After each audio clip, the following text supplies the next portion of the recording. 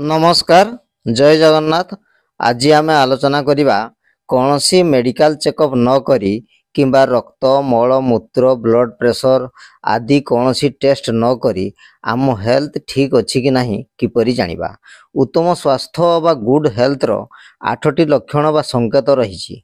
एही 8टी लक्षण जदि आपनक निकटर देखा जाए तेबे जानि जिवे आपनकर कौनसी रोग नहीं, आपण संपूर्ण सुस्थ अछंती एवं आपनकर गुड हेल्थ अच्छी।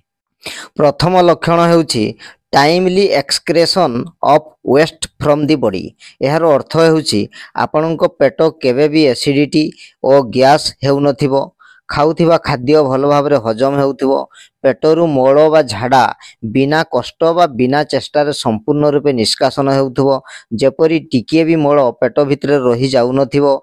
मल त्याग परे आपनकू संपूर्ण फ्रेश और लाइट अनुभव हेउथिबो। जदि 100% मलत्याग न होला तेबे यह गुड हेल्थ रो लक्षण नुहे।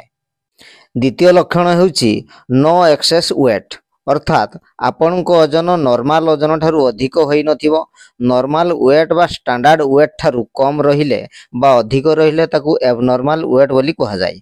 जणे लोकर स्टैंडर्ड वेट बा नॉर्मल वेट केते रहिबा उचित ताहा सही लोकर हाइट बा उच्चता अनुसार स्थिर करा जाय थाय। साधारणतः जणे लोकंकर उच्चता को सेंटीमीटर रे प्रकाश कला परे सेथिरु 100 माइनस करा जाय एवं 100 माइनस कला परे जहा रहिला ताहा सही लोकर नॉर्मल बा स्टैंडर्ड वेट बोली धरा जाए। धरा जणे लोकंकर उच्चता 160 सेंटीमीटर, 160 सेंटीमीटर 100 वियोग कला परे वियोग फल आम 60 पाइबा।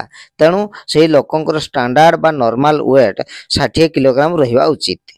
एहाकू 58 केजी रु 62 केजी पर्यंत नॉर्मल वेट बोली आमे धरि परिबा। एही परि भावरे हाइट अनुसार वेट कैलकुलेशन करा जाय थाय। जदि नॉर्मल वेट अपेक्षा आपनकर एक्सेस वेट थाए तेबे एहा गुड हेल्थ रो लक्षण नुहे। तृतीय लक्षण होछि क्लियर स्किन। आमर स्किन बा चर्म रे कोनसी जादू काछु कुंडिया एक्जिमा व्रण आदि देखा जाउ नथिबो। त्वचा अट्रैक्टिव दिसुथिबो बा ग्लो करूथिबो, त्वचा फिका बा मलिन दिसु नथिबो, सेतेबेले कहिबा एहा गुड हेल्थ रो लक्षण। चतुर्थ लक्षण हेउछि feeling energetic throughout the day, अर्थात दिन सारा थका दुर्बल हालिया अलसुआ न लगी सबु बेले एनर्जेटिक अनुभव करिबा और एक्टिव होई काम करिबा हेउछि गुड हेल्थ रो अन्य एक लक्षण। पंचम लक्षण हेउछि experiencing a strong sense of hunger. बेड़े बेड़े पेट गड़माड़ जोगु आमको भोक लागे नहीं, फल आम विभिन्न औषध व्यवहार करिथाउ, किंतु एसिड पाई किंबा भोक पाई किंबा हजम पाई कौनसी औषध व्यवहार न करी आमको जदि ठीक समय रे प्रबल भोक लागिबो बा स्ट्रांग हंगार लागिबो तेबे एहाकू गुड हेल्थ रो अन्य एक लक्षण बोली कहिबा। तापरे षष्ठ लक्षण होछि एक्सपीरियंसिंग डीप स्लीप। शारीरिक असुस्थता मानसिक अस्थिरता मानसिक अवसाद टेंशन आदि विभिन्न कारण जोगु बेड़े बेड़े निद ठीक भाव में होई न थाए। आमर 7-8 घंटा गाढ़ निद्रा हवा आवश्यक।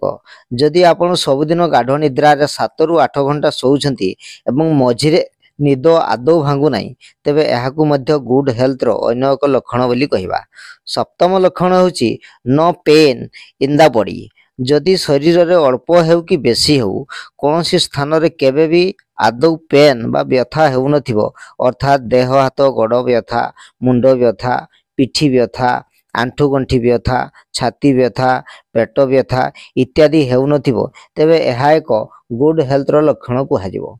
अष्टम लक्षण होछि एक्सपीरियंसिंग पॉजिटिव थॉट्स। मो मन रे बेड़े बेड़े नेगेटिव चिंताधारा जथा हेबो नाही पारिबी नाही संभव नुहे एही भली अनेक चिंताधारा मन को आसी थाए, किंतु जे व्यक्तिंकर गुड हेल्थ थाए तांको मन रे सब बेले पॉजिटिव थॉट्स बा पॉजिटिव चिंताधारा आसी थाए, केबे भी नेगेटिव कथा मन को आसी न थाए। एही 8टी लक्षण मध्यरु केतोटी लक्षण आपनक पाखरे अछि आपण निजे ही तर्जमा करि परिबे। जदि 8टी जाक लक्षण रहिछि तेबे आपण 100% बा संपूर्ण सुस्थ अछंती बोली भाबिबे। आपनक देह रे कोनोसी रोग नाही। 7टी लक्षण रहिथिले आपण 88% सुस्थ अछंती, 6टी लक्षण रहिथिले आपण 75% सुस्थ अछंती, 5टी लक्षण रहिथिले आपण 62% सुस्थ अछंती, 4ଟି ଲକ୍ଷଣ ରହିଥିଲେ ଆପଣ 50% ସୁସ୍ଥ ଅଛନ୍ତି। 3ଟି ଲକ୍ଷଣ ରହିଥିଲେ ଆପଣ 38% ସୁସ୍ଥ ଅଛନ୍ତି। 2ଟି ଲକ୍ଷଣ ରହିଥିଲେ ଆପଣ 25% ସୁସ୍ଥ ଅଛନ୍ତି। ଗୋଟିଏ ଲକ୍ଷଣ ରହିଥିଲେ ଆପଣ 12% ସୁସ୍ଥ ଅଛନ୍ତି। ଯଦି ଗୋଟିଏ ବି ଲକ୍ଷଣ ନଥାଏ ତେବେ ଆପଣ 100% ଅସୁସ୍ଥ ଅଛନ୍ତି ବୋଲି ବୁଝିବେ।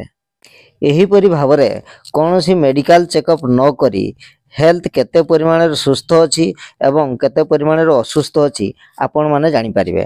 ଆଶା କରେ ଭିଡ଼ିଓଟି ନିଶ୍ଚୟ ଭଲ ଲାଗିଥିବ। ଭିଡ଼ିଓଟି ଦେଖି ସାରିବା ପରେ ଲାଇକ୍, ସେୟାର ଓ କମେଣ୍ଟ କରିବା ସହ ମୋର ୟୁଟ୍ୟୁବ୍ ଚ୍ୟାନେଲକୁ ସବସ୍କ୍ରାଇବ୍ କରିବେ। ନମସ୍କାର, ଜୟ ଜଗନ୍ନାଥ।